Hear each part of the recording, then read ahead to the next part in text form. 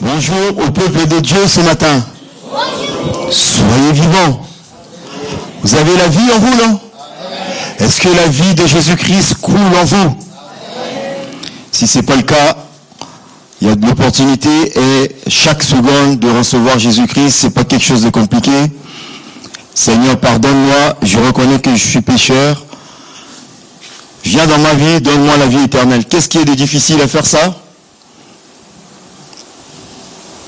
Et pour le temps que nous pouvons vivre sur la terre,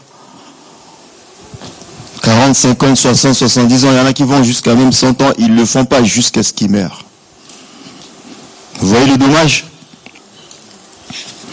Mais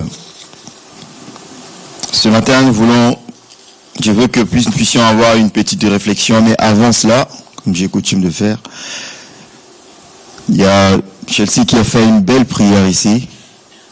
Mais j'aimerais que chacun puisse le faire à sa manière afin de préparer son cœur. Parce que la parole de Dieu est une semence incorruptible.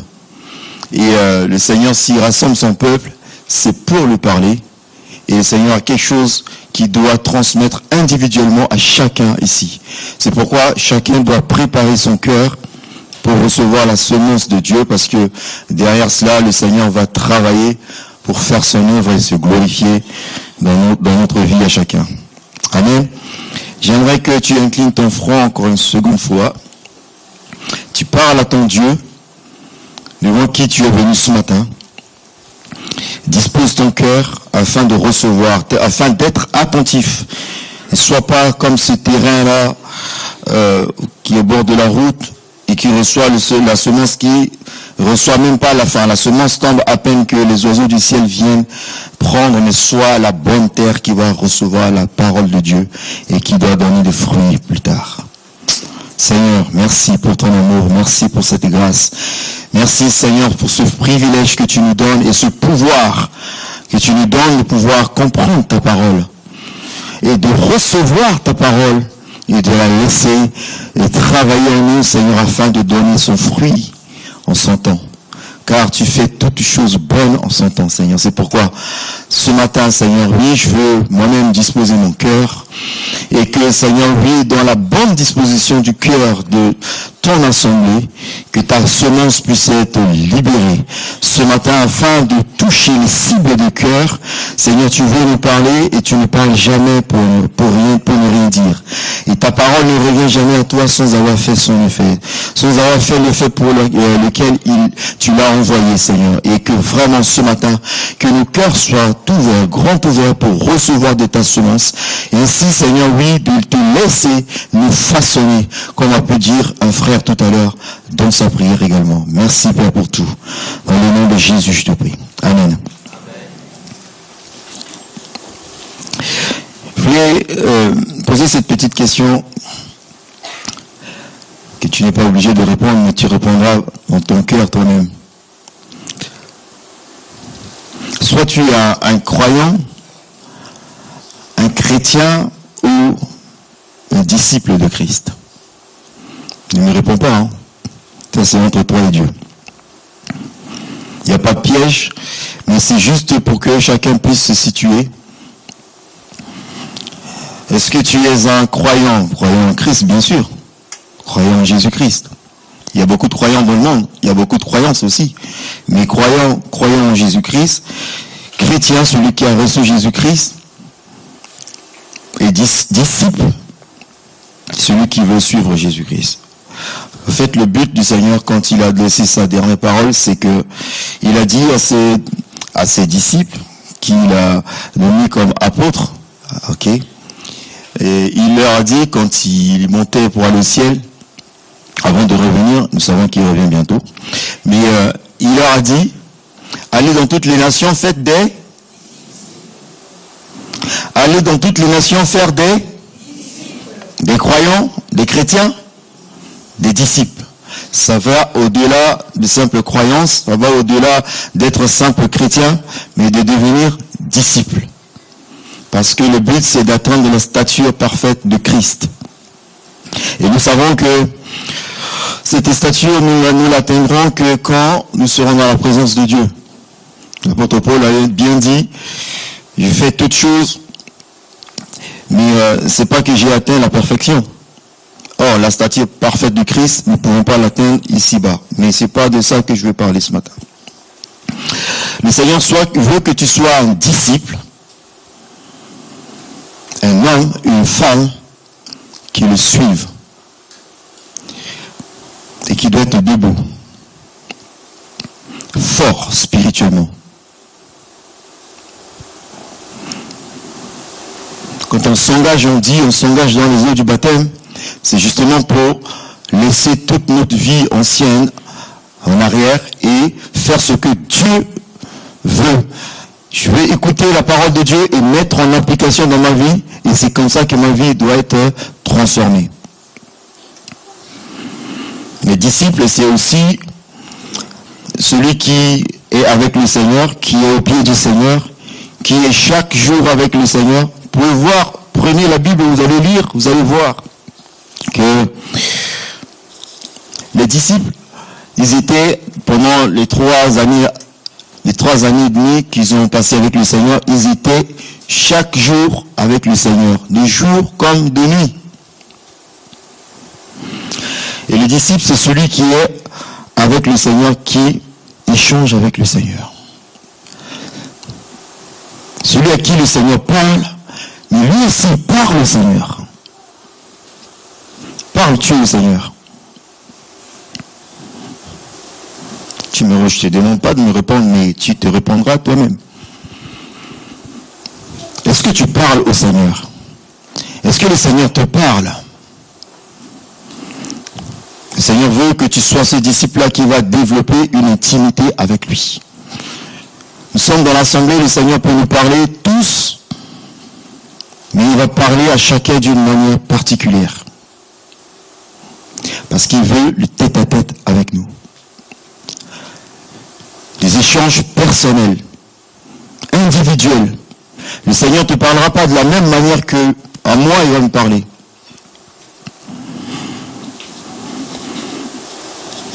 Bon, ça c'était juste l'introduction. Je vais pas aller très loin, mais je vais pas être très long. Quand je savais que je devais, c'est moi, comment je vais dire, que j'ai l'honneur aujourd'hui, ce dimanche, pour partager la parole avec vous, je savais pas quoi dire. Je suis resté longtemps, je demande au Seigneur, mais qu'est-ce que tu veux? Parce que je vais pas dire des choses qui viennent de moi. J'avais un sujet, j'avais des sujets que j'ai traités. Je savais qu'il n'y avait pas de conviction. Je dis, Seigneur, tu me dis ce que toi tu veux pour ton peuple. Je connais pas les attentes de chacun ici. Mais le Saint-Esprit nous connaît chacun ici. Et pas plus tard qu'hier, pendant un temps de prière, et là le Seigneur m'a communiqué et me dit, alors tu parleras de ci, de ça, de ça. Tu parleras d'une vie de prière disciplinée.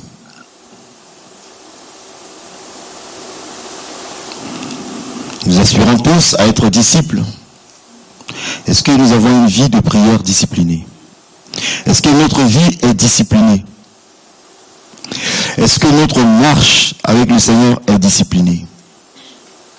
Le disciple est celui qui est discipliné, qui s'organise et qui applique son cœur à faire ce que Dieu lui demande de faire. Et le centre de ça, c'est la prière. Quand on veut échanger avec le Seigneur, c'est par la prière. Le Seigneur nous parle, nous lui parlons.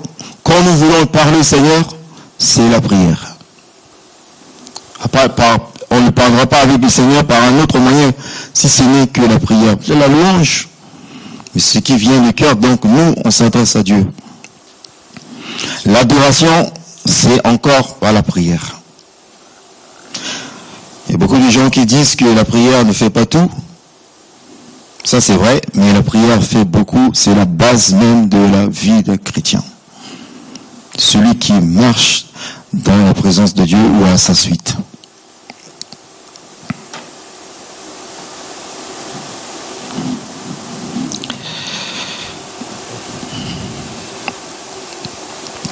un des exemples parmi tant d'autres que le Seigneur vraiment a attiré mon attention. Enfin, il m'a communiqué cette pensée, j'avais cette conviction, et là maintenant je dis, c'est ce que je vais partager avec vous. Mais c'est un exemple parmi tant d'autres, il y a tellement à traiter à ce sujet.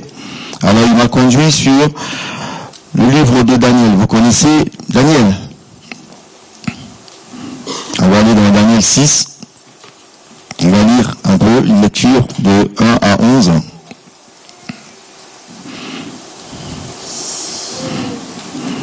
C'est écrit tellement petit ici, mais j'ai la vue qui commence à baisser.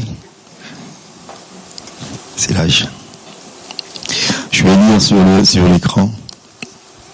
Darius trouva bon d'établir sur le royaume 120 satrapes qui devaient être dans tout le royaume. Il mit à leur tête 3 chefs, au nombre desquels était Daniel, afin que ces satrapes leur rendissent compte, et que le roi ne souffrit aucun dommage. Daniel surpassait les chefs et les satrapes parce qu'il y avait en lui un esprit supérieur, et le roi pensait à l'établir sur tout le royaume. Alors les chefs et les satrapes cherchèrent une occasion d'accuser Daniel en ce qui concernait les affaires du royaume. Mais ils ne purent trouver aucune occasion, ni aucune chose à reprendre, parce qu'il était fidèle, et qu'on n'apercevait chez lui ni faute, ni rien de mauvais. Et ces hommes dirent, nous ne trouverons aucune occasion contre ce Daniel, à moins que nous n'en trouvions une dans la loi de son Dieu. Puis ses chefs et ses satrapes se rendirent tumultueux auprès du roi et lui parlèrent ainsi: Roi Darius, vis éternellement. Tous les chefs du royaume, les intendants, les satrapes, les conseillers et les gouverneurs sont d'avis qu'il soit publié un édit royal avec une défense sévère, portant que quiconque, dans l'espace de 30 jours, adressera des prières à quelques dieux ou à quelques hommes, excepté à toi, où le roi sera jeté dans la fosse aux lions. Maintenant, où le roi confirme la défense et écrit le décret afin qu'il soit irrévocable, selon la loi des Mèdes et des Perses, qui est immuable. Là-dessus, le roi Darius écrit le décret et la défense. Lorsque Daniel sut que le décret était écrit, il se retira dans sa maison, où les fenêtres de sa chambre, ou de la chambre supérieure, étaient ouvertes dans la direction de Jérusalem, et 3 fois par jour, il se mettait à genoux et priait, et il louait son Dieu, comme il le faisait auparavant. Alors ces hommes entrèrent tumultueusement, et ils trouvèrent Daniel qui priait et invoquait son Dieu.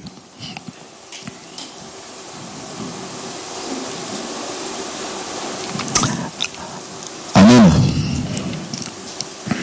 C'est l'histoire de la prière d'un disciple.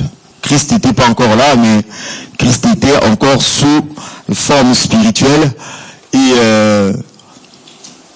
Daniel est quelqu'un qui aimait Dieu et qui aimait échanger avec Dieu, qui priait tout le temps. Vous allez voir ses habitudes.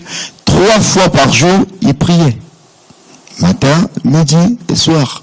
Et chaque jour, il le faisait.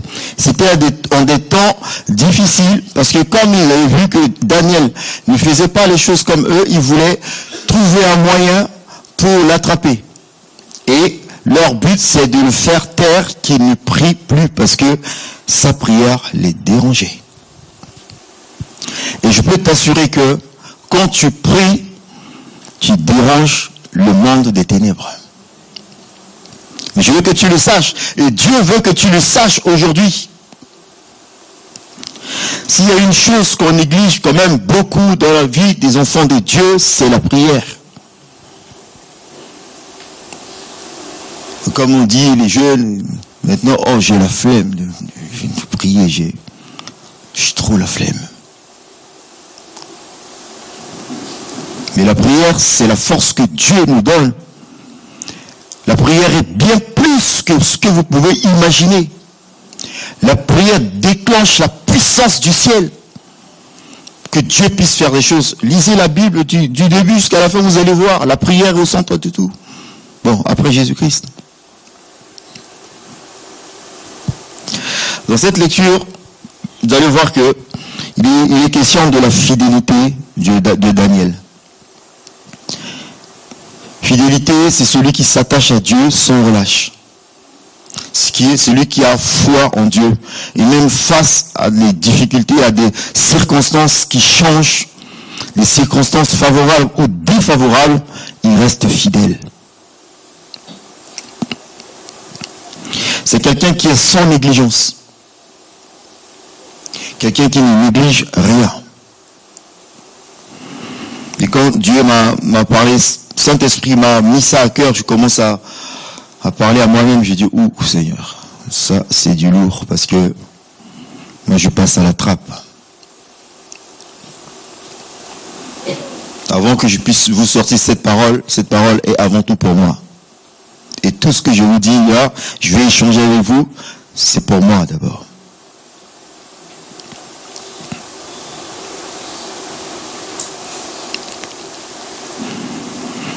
Dans ce récit que nous avons lu, il est question de prier. Il prie, il loue Dieu, il supplie Dieu, il invoque Dieu. Toutes sortes de prières. C'est cette prière qui, ce passage qui, plus tard, l'apôtre Paul va dire, prier en tout temps par toutes sortes de prières, des supplications, des actions de grâce, tout ce que vous voulez, faites-le.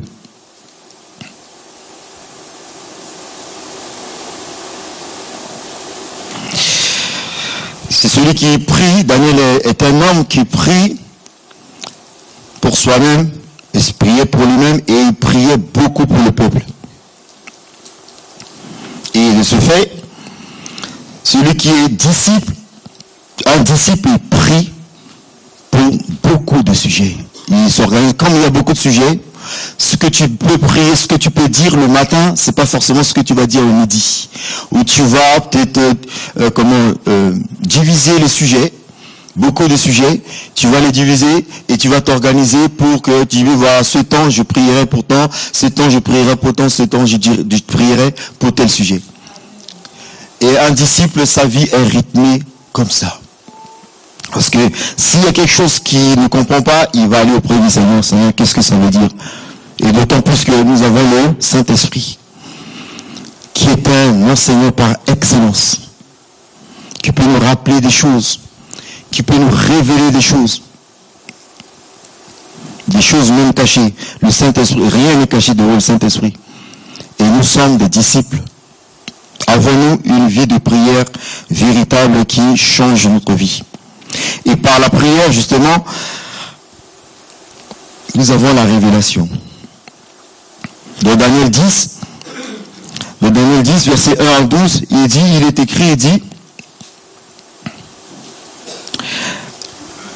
la 3e année de Cyrus, roi de Perse, une parole fut révélée à Daniel, qu'on nommait Belchassar. Cette parole est vraie, il y aura un grand combat, il saisit alors cette parole et comprit la vision. En ces temps-là, moi, Daniel, je suis 3 semaines dans le deuil. Alors comprenez, dans le deuil, c'est jeûne et prière. Parce que le peuple de Dieu était en déportation à Babylone et Daniel, il ne sait pas s'il y avait que lui, mais c'est le mec qui a reçu un gros fardeau dans son cœur, non seulement pour sa vie, mais pour son peuple qui est en déportation, son peuple qui est en dehors de son pays, sa terre promise, terre que Dieu leur avait promise, et ils sont en dehors de ce peuple. Lui, il avait à cœur parce qu'il ne pouvait pas se retenir, il ne pouvait pas être heureux tant qu'il était encore sur cette terre-là. Je ne sais pas s'il n'y avait que lui, mais il priait. Alors il prenait le deuil, comprenez, comme je l'ai dit, c'est le jeûne et prière. Alors, je ne mangeais aucun mets délicat, et il n'entra ni viande ni vin dans ma bouche, et je ne me fis aucune onction jusqu'à ce que les 3 semaines soient accomplies. Le 24e jour du premier mois, j'étais d'abord donc au bord du grand fleuve qui est Hidékel. Je levai les yeux, je regardais, et voici un homme vêtu de fin lin, ayant sur les reins une ceinture d'or d'Ophaz. Son corps était comme le chrysolite, son visage comme l'aspect de l'éclair, ses yeux comme ces flammes de feu, ses bras et ses pieds comme l'apparence du bronze poli, et le bruit de sa parole, ou de ses paroles, comme le bruit d'une tumultude, ou d'une multitude, excusez-moi. Moi, Daniel, je vis seul la vision, et les hommes qui étaient avec moi ne virent pas la vision, mais ils fut saisi d'une grande frayeur et prit la fuite pour se cacher. Je restai moi seul et je vis cette grande vision, les forces me manquèrent, mon visage pâlit et fut décomposé et je n'eus plus aucune force. J'entendis le son de ses paroles et comme j'entendis le son de ses paroles, je fus frappé d'étourdissement, la face contre terre. Et voici qu'une main me toucha et me mit tout tremblant sur mes genoux et les paumes de mes mains. Il me dit, Daniel, homme bien-aimé, comprends les paroles que je vais te dire et tiens-toi debout à la place où tu es, car je suis maintenant envoyé vers toi. Lorsqu'il me dit cette parole, je me tiens debout en frémissant. Amen. C'est ce que Dieu veut pour tous ses disciples, c'est qu'ils soient debout. Vous remarquerez que quand vous êtes debout, vous êtes plus réactif que quand vous êtes assis. Encore moins quand vous êtes allongé dans le lit, sous la couette. On te donne une épée, on dit fais la guerre, tu vas voir, comment tu vas manier ton épée. Quand on est debout, et ça c'est sous forme spirituelle, quand on est debout, on est fort, on est réactif, et le Seigneur veut que nous soyons debout. Alors un disciple qui prie, un disciple qui discipline sa vie de prière est un homme, une femme qui est fort, qui est forte. Un homme qui est sensible à la parole de Dieu, qui est sensible à la voix de Dieu, qui est sensible à ce que Dieu veut lui communiquer. Et quand Dieu lui parle, il est capable, il est sensible à cela et il va entendre, il va comprendre tout de suite. Celui qui est assis, il est un peu diverti. Il va être moins attentif. Je vous parle de la position spirituelle. Pourquoi quand l'envoyé de Dieu qui était décrit ici, vous voyez cette description, c'est le Christ dans l'Apocalypse. Il n'était pas encore venu sous forme humaine, il était déjà bien avant parce qu'il a dit, avant qu'Abraham fût, moi je suis. Il était déjà bien avant. Et cette même description, vous le trouverez dans l'Apocalypse. Et quand l'apôtre Jean va le voir, il va le décrire comme ça parce qu'il ne le connaît plus comme il était homme sur la terre.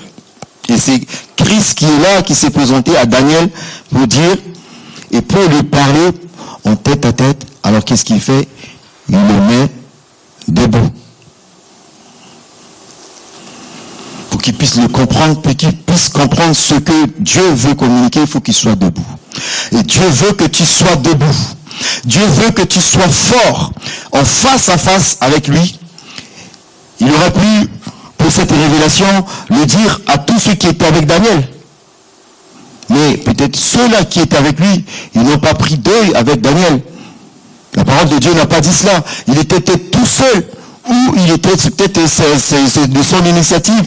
Et alors, il a fait cela, il est allé jusqu'au bout de ses 21 jours de deuil. Et dès qu'il a libéré la parole, et le Seigneur dit, dès que tu as ouvert la parole, la bouche pour prier, la parole m'a été donnée pour que je vienne vers toi. Et même si cela a mis 21 jours, parce qu'il y a des combats dans le ciel, c'est des combats dans le lieu spirituel. Parce que quand tu pries, parfois l'exaucement il vient tout de suite, parfois l'exaucement il met du temps parce qu'il y a des combats dans le lieu céleste. Le Seigneur combat, il y a les anges qui combattent. Le Seigneur va même dire que personne n'est venu en aide excepté Michel, le gardien de ton peuple. Il y a des combats. le Seigneur sort toujours victorieux. Le Seigneur donne la victoire à tous ceux qui s'attachent à lui, qui le craignent. Et là, le Seigneur dit, ben voilà, je viens pour que tu puisses comprendre, parce que comme il a prié, alors il va comprendre la parole de Dieu. Il va comprendre la volonté de Dieu.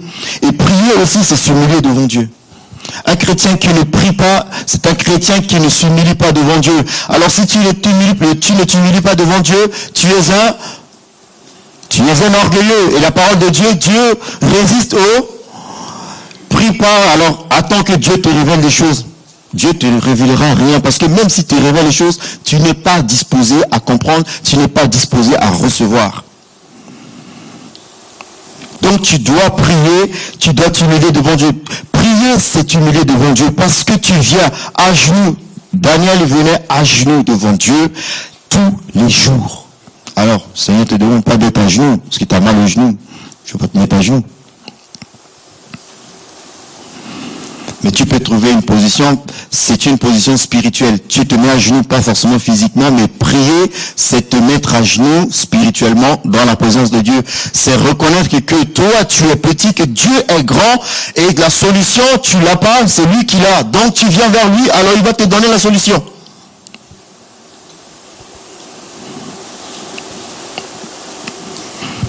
Et ça, c'était le temps de Daniel, parce que je ne vais pas m'attarder là-dessus. Et c'était les temps difficiles.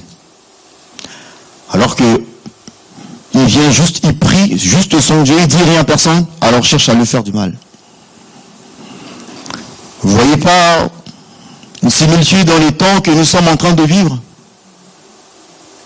Vous ne voyez pas? Peut-être il n'y a que moi seul qui vois ça. Vous ne voyez pas que les choses sont, le monde, même le monde spirituel est en ébullition, et ça commence l'effervescence commence à monter dans le monde physique, monde séculier. Est-ce que vous ne voyez pas? Est-ce que vous voyez cela? On commence à interdire même la prédication, le nom de Jésus commence à être retiré partout.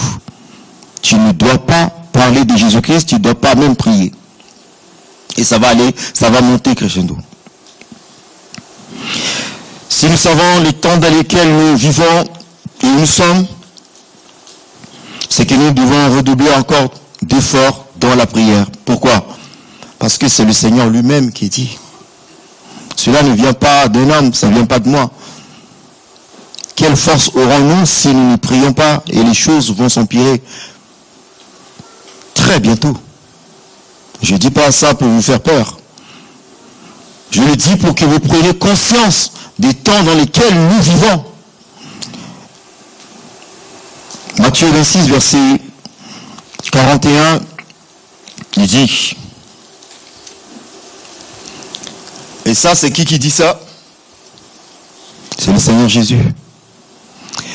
Veillez et priez afin que vous ne tombez pas dans la tentation. L'esprit est bien disposé, mais la chair est faible. Alors l'apôtre Paul va dire, est celui qui va dire, je traite durement mon corps afin de l'assujettir. Pourquoi? Parce que le corps, il ne veut pas prier. Si tu te lèves, tu mets ton point d'honneur à dire maintenant, Seigneur, je vais me lever, je vais prier sans cesse. Ton corps va te donner un conseil. Ou un mauvais conseil. Il dit, non, le Seigneur te connaît. Tu es un enfant de Dieu. Même si tu ne pries pas aujourd'hui, c'est pas grave. Ou il te dit, non, moi je ne veux pas prier. Ton corps va te dire, non, j'ai atteint mes limites, je suis fatigué, c'est bon, tu me laisses tranquille. Et l'apôtre Paul va dire, non, je traite durement mon corps afin de l'assujettir. Parce que je dois assujettir mon corps pour que je puisse prier. Maintenant, le Seigneur dit, priez en tout temps. Alors, c'est pas cette prière que tu dois faire tout le temps à genoux, non. Même si tu dors, tu es allongé, tu peux prier. Au travail, tu peux prier. À la maison, tu peux prier. Quand tu marches, tu peux prier. Tu conduis, tu peux prier.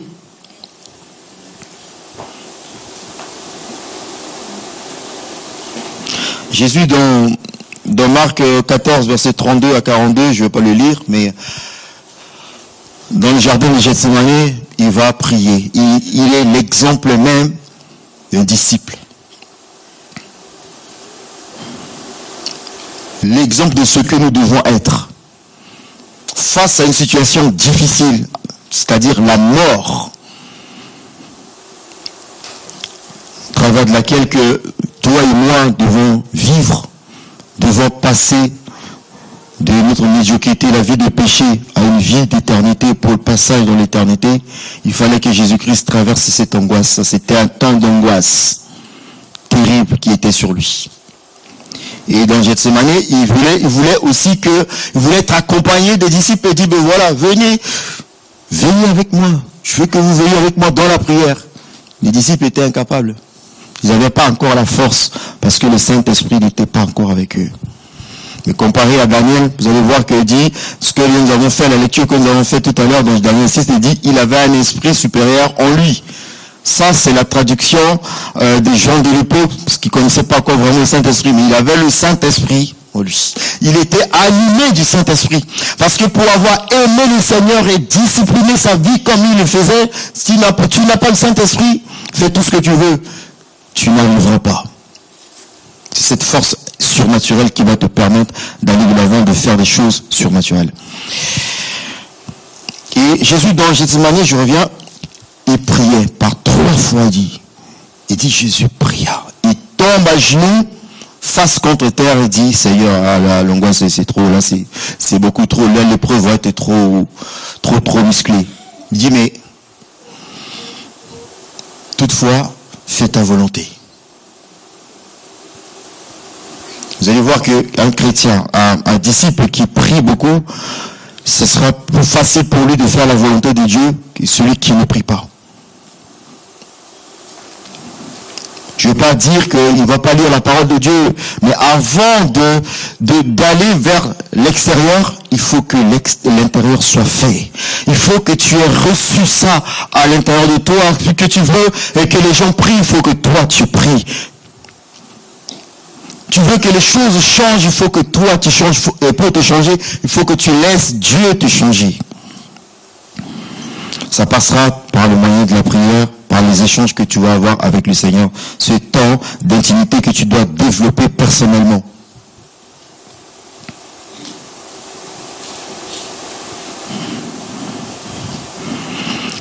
Si ta vie de prière ne décolle pas, ça veut dire qu'il y a quelque chose qui ne va pas en toi. Tu peux aimer le Seigneur de tout ton cœur et que tu n'arrives pas à prier, ça veut dire qu'il y a quelque chose qui ne va pas en toi. Il faut que tu t'assoies, que tu fais l'examen de ta vie. Qu'est-ce qui ne va pas en toi? Et le Seigneur va te le dire. Et c'est ce que le Seigneur va faire comme mise en garde à tous ses disciples dans Luc 21, versets 34 à 36. Il va dire, prenez garde à vous-même. Là, il dit aux disciples, prenez garde à vous-même, de crainte que vos cœurs ne s'apaisantissent par des excès du manger et du boire, par les soucis de la vie, et que ce jour vienne sur vous à l'improviste. Oui ou non? Car il viendra comme un filet sur tous ceux qui habitent sur la face de la terre.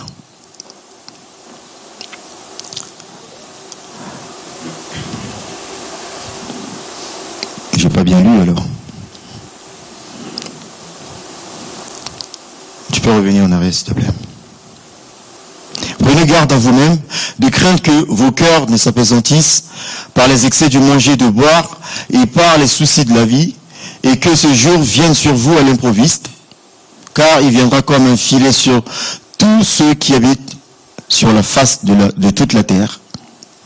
Veillez donc et priez en tout temps afin que vous ayez là. Alors, s'il faut que tout le monde le dise, parce que là. Veillez donc et priez en tout temps afin que vous ayez là la force pour. Voilà. Nous y sommes presque, nous sommes à la porte. Et là, encore une fois, c'est le Seigneur Jésus qui donne cette recommandation. Veillez et priez, veillez donc et priez que le lundi, que le mardi. Mardi soir pour la réunion de prière. Dimanche matin quand vous êtes venus pour le culte. En tout temps. Et ça c'est le Seigneur qui dit. Sans cette prière, nous n'allons pas avoir la force. Fais tout ce que tu veux. C'est le Seigneur qui dit. Prie en tout temps. Le Seigneur veut que tu sois debout spirituellement. Et pour être debout spirituellement et être fort, il faut que tu pries en tout temps. Prie, ne te prive pas de la prière. C'est comme ça que tu seras fort et c'est comme ça que tes yeux spirituels vont s'ouvrir pour que tu puisses voir dans le monde spirituel et voir et comprendre la volonté de Dieu, ce qu'il veut pour toi et pour ta famille, pour ton entourage, pour tes amis, pour le salut d'un plus grand nombre.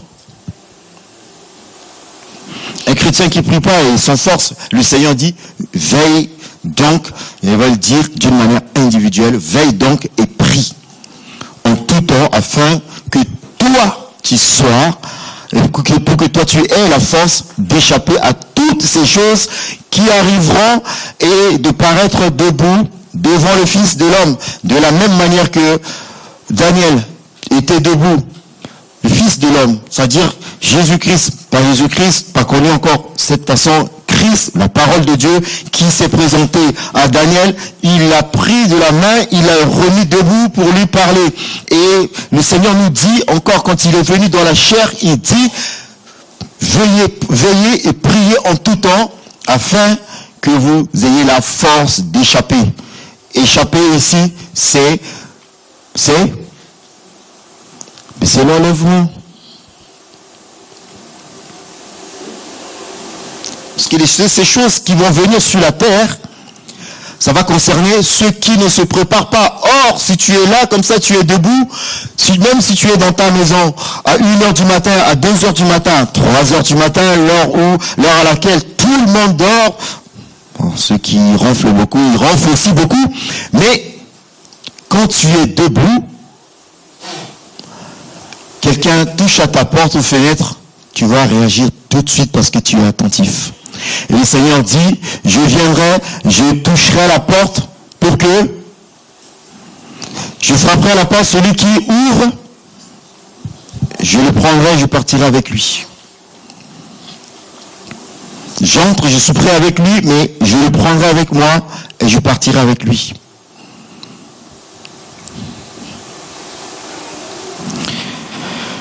Le Seigneur veut que tu sois debout. Des temps difficiles qui arrivent, il veut que tu sois un homme fort et une femme forte dans la prière. Amen. C'est ce qu'il veut pour toi ce matin. Et à partir de maintenant, tu dois changer. Tu dois comprendre ces temps dans lesquels tu vis et que tu changes ta manière de faire. Tu dois discipliner ta vie de prière. Et c'est comme ça que tu verras la gloire de Dieu dans ta vie. Gloire soit rendue à notre Seigneur Jésus.